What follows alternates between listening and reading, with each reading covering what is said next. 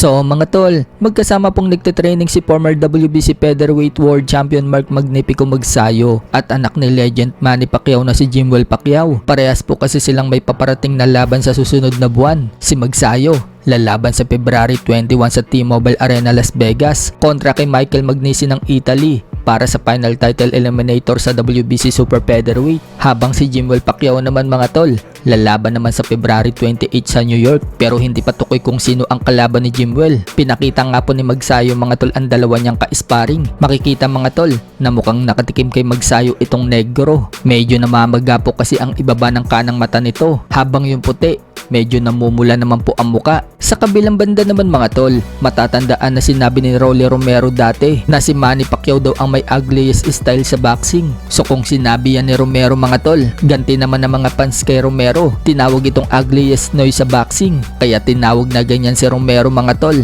Sa training po kasi nito kasama si David Morrell. Maririnig mga tol ang ingay ni Romero sa tuwing sumusuntok ito. Napakapangit daw ng tunog. May nagsasabi na parang Chupapi Muñano daw ang tunog ni Romero. May nagsasabi naman na parang two-stroke daw ang tunog. May nagsabi din na parang pusa daw at daga yung tunog. So marami nga pong nakakatawang comment kay Romero. Sa ibang banda naman mga tol, puspusa na din po ang pag-iensayo ni Emma Bacosa Pacquiao. Paghahanda niya sa nalalapit niyang laban ngayong February 28 sa Tagbilaran City. Matinding nga po ang paghahanda ni Eman mga tol, dahil hindi Pinoy ang makakalaban niya kundi isang Indonesian fighter. Yan po ay si Reynold Christian Kundimang. Pero bagamat marami na pong talo itong makakalaban ni Eman, hindi po nagpapakumpiyansa si Eman. Sa katunayan, pinaparusahan ni Eman ang kanyang sarili sa pagtitraining. Nagpapasuntok si Eman sa bodega para tumibay at hindi siya basta-basta titiklop. Sa iba pang balita mga tol, Canelo Alvarez magbabalik na sa boxing sa September 12, pero hindi po sa Las Vegas lalaban si Canelo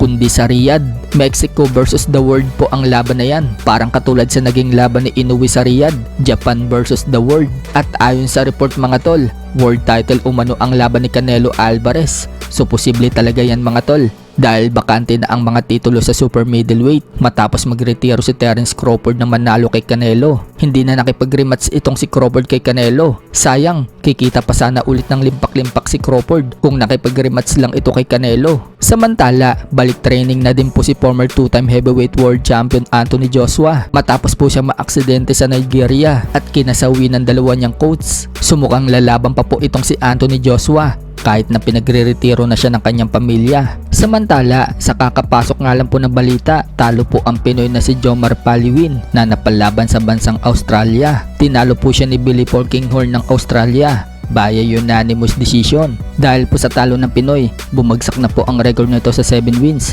2 losses and 2 draws with 5 knockouts. Habang nananatili pong walang talo itong si Billy Paul Kinghorn, umabante na po ang record niya sa 5-0 with 2 knockouts.